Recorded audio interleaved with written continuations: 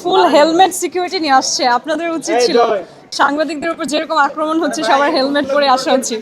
আজকে অনেক এক্সাইটেড। আপনারা এখন যে প্রাঙ্গণে দাঁড়িয়ে আছেন বিকারুননিসা নূন স্কুলের ক্যাম্পাস, এটাই আমার স্কুল ছিল। এখানে আমি কলেজেও লেখাপড়া করেছি, বেইলি রোড ব্রাঞ্চে। সো এক জায়গা থেকে আসলে খুব সম্মানিত বোধ করছি যে প্রথমবার নির্বাচনে দাঁড়ালাম প্রার্থী হয়ে এবং ভোট কেন্দ্রে আসলাম। সেই আমার এই যে এই প্রতিষ্ঠানে আসলে আমার লেখাপড়া হয়েছে, যেখানে আমার গড়ে ওঠার যে ফাউন্ডেশনটা তৈরি হওয়ার যে জায়গায় হয়েছে, সেখানে আজকে আমি আবার ফিরে এসেছি। সো অনেক নস্টালজিক ফিল করছি। এবং look at the circle of life, সেই ছোটবেলার ছোট বাচ্চা মেঘনা যে স্কুলের মাঠে আসলে খেলতো, যে জায়গায় সে লেখাপড়া করে বড় হয়েছে, এখন সে প্রাপ্তবয়স্ক হয়ে নির্বাচনের মতন মাঠে ঢাকা ৮ আসনের মতো একটা ঝুঁকিপূর্ণ জায়গা থেকে, যেখানে সাধারণত কখনোই ইতিহাসে নারীরা অংশগ্রহণ করে না খুব একটা, আমরা কোনো নারী এমপি দেখিও নেই, সেই রকম একটা জায়গায় একজন একমাত্র নারী প্রার্থী হয়ে অংশগ্রহণ করে তারই সেই স্কুল প্রাঙ্গণে এসে ভোট দিচ্ছে। So it seems like the circle of life and I am very honoured for that.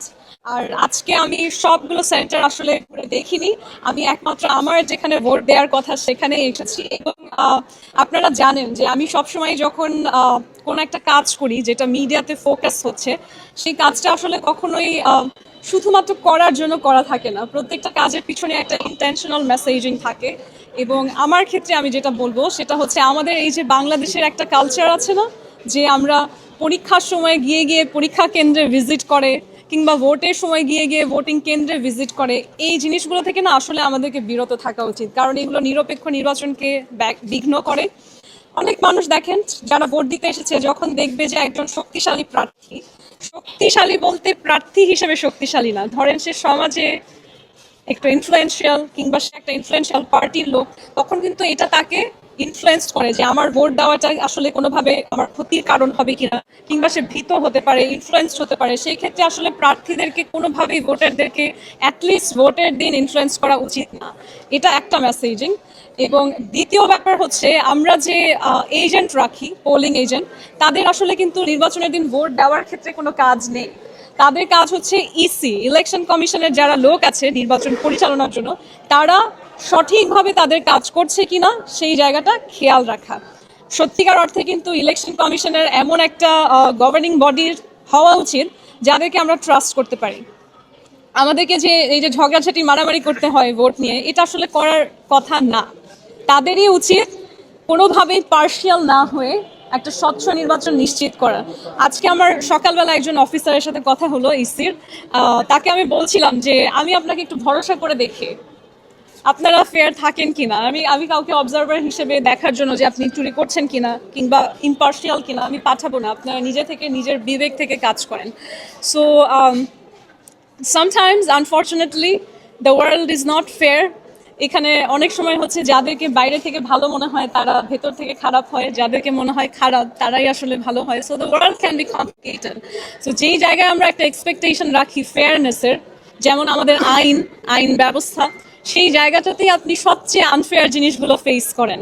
এবং যেই সমস্ত জায়গায় আমরা ভাবি আমরা খারাপ মানুষদেরকে পাবো, যেমন ধরেন জেল, সেই জায়গাগুলো আপনারা দেখেন নিরীহ মানুষরা আসলে আবদ্ধ হয়ে আছে। তো আমাদের সমাজে এই যে ডুয়ালিটি, এই জায়গাটাতে আমি একটা বিশাল সংস্কার করতে চাই। নির্বাচনে দাঁড়ানোর ক্ষেত্রে আমার একটা বড় মেসেজিং ছিল।